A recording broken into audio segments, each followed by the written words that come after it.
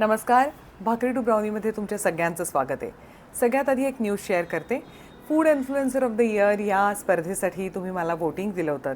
त्याचा रिझल्ट लागला आहे आणि I am the runner up. फक्त 6 महिने चॅनलला झालेले असताना इथपर्यंत पोहोचणं आणि हे रेकग्निशन मिळणं ही माझ्यासाठी खूप स्पेशल आहे. या प्रोसेसमध्ये खूप शिकायला मिळालं.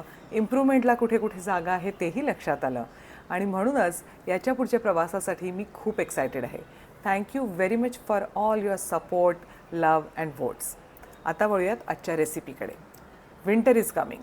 Only GOT fans will get this. आपलं विंटर हार्वेस्ट ही जी सिरीज आहे त्याच्यामध्ये मी आज करते आहे ओली हिरवी लसूण आणि ओली हळद याचा ठेचा. बाजरीची भाकरी, लोणी आणि हा ठेचा झकास कॉम्बिनेशन आहे. बघूयात कसं करायचं ते. आजच्या आपल्या रेसिपीसाठी मी इथे हिरवा लसूण, त्यातला हिरवा भाग रफली चिरून घेतलेला आहे. लसूण आणि जेवढं तिखट आपल्याला हवा एवढ्या मिरच्या वेगळ्या ठेवल्यात. साधारणपणे 1 ते 1.5 इंचाचा ओल्या हळदीचा तुकडा होता, त्याची सालं काढून मी ते इथे किसून घेतलेलं आहे.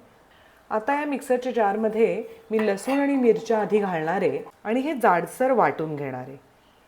हे असं इतपत जाडसर वाटून घेतल्यावर मी आता त्याच्यामध्ये ही हळद आणि हा हिरवा लसणीचा जो हिरवा भाग आहे तो मी ह्याच्यात घालणार आहे आणि पुन्हा रफलीच ग्राइंड करून घेणार आहे. हे बघा, साधारणपणे इतपतच वाटून घ्यायचं, अगदी बारीक पेस्ट आपल्याला ह्याची नको आहे.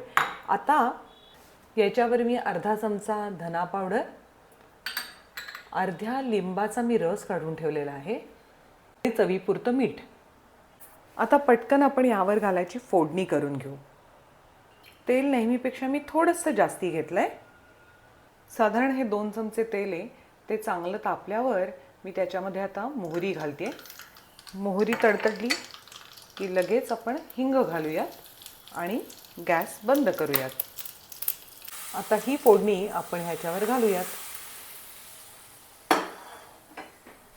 असा हा आपला हिरवी लसूण आणि ओल्या हळदीचा ठेचा तयार आहे. भेटूयात भाकरी टू ब्राउनीच्या पुढच्या एपिसोडमध्ये. बाय.